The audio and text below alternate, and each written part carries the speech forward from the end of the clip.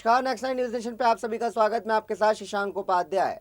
तो जिस तरह से हालिया वक्त में देश के अंदर आतंकी गतिविधियां देखने को मिली हैं, कुछ आतंकवादियों को गिरफ्तार किया गया और भी आतंकवादियों के छुपे होने की तस्वीर सामने आई है।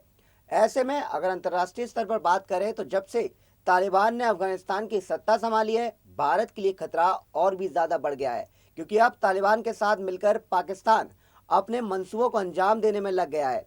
ऐसे में एक और टेक्नोलॉजी यहाँ पर भारत ने यूज की है। जी हाँ, एक नई फोर्स का गठन किया है, जिसके बाद भारत के दुश्मन अब कांपने लगे हैं, थर्राने लगे हैं। जी हाँ, भारत की रॉकेट फोर्स। चलिए आपको विस्तार से बताते हैं कि भारत की रॉकेट फोर्स क्या है, जिसके आने के बाद चाइना से लेकर पाकिस्तान और तालिबान के होश फाख्ता हो गए हैं और सभी सोचने लगे हैं कि ये भारत ने क्या रणनीति ला दी, इसका तोड़ कैसे निकालेंगे।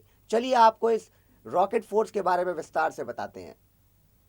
प्रधानमंत्री नरेंद्र मोदी ने गुरुवार को सेंट्रल विस्टा प्रोजेक्ट के तहत बने नए रक्षा कार्यालय परिसरों का उद्घाटन किया। इस दौरान पीएम मोदी ने सेंट्रल विस्टा प्रोजेक्ट के आलोचकों को घेरा। पीएम मोदी ने कहा कि सेंट्रल विस्टा पर कुछ लोगों ने भ्रम फैलाने का काम किया है। आज देश देख रहा है कि सेंट्रल विस्टा प्रोजेक्ट के पीछे हम क्या कर रहे हैं। वक्त से पहले डिफेंस कॉम्प्लेक्स को बनाने का काम पूरा हुआ है। पीएम मोदी ने कहा कि हमने कामकाज की नई शैली अपनाई है। मुझे 2014 में आपने सेवा का मौका दिया था। मैं सरकार आते ही संसद भवन को बनाने का काम शुरू कर सकता था, लेकिन हमने यह रास्ता नहीं चुना। सबसे पहले हमने देश के लिए जान देने वाले के लिए स्मारक बनाना तय किया। आज़ादी के तुरंत बाद जो काम होने चाहिए थे उसे हम आज कर रहे हैं। देश के दफ्तरों को ठीक करने का बीड़ा उठाया। सबसे पहले हमने देश के शहीदों को सम्मान देने का काम किया। पीएम ने कहा कि यह नया डिफेंस ऑफिस कॉम्प्लेक्स हमारी सेनाओं के कामकाज को अधिक सुविधाजनक, अधिक प्रभावी बनाने के प्रयासों को और सशक्त करने वाला है।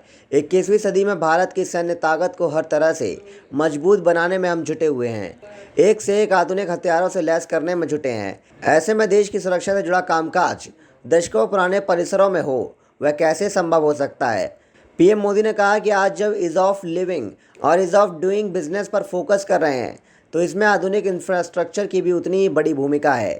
सेंट्रल विस्टा से जुड़े जो काम आज हो रहे हैं, उसके मूल की यही भावना है। बता दें कि पीएम ने पहले रक्षा मंत्री राजनाथ सिंह ने भी कहा था कि पुराने रक्षा परिसर इतने जर्जर हो गए हैं कि टूटने के कगार पर थे।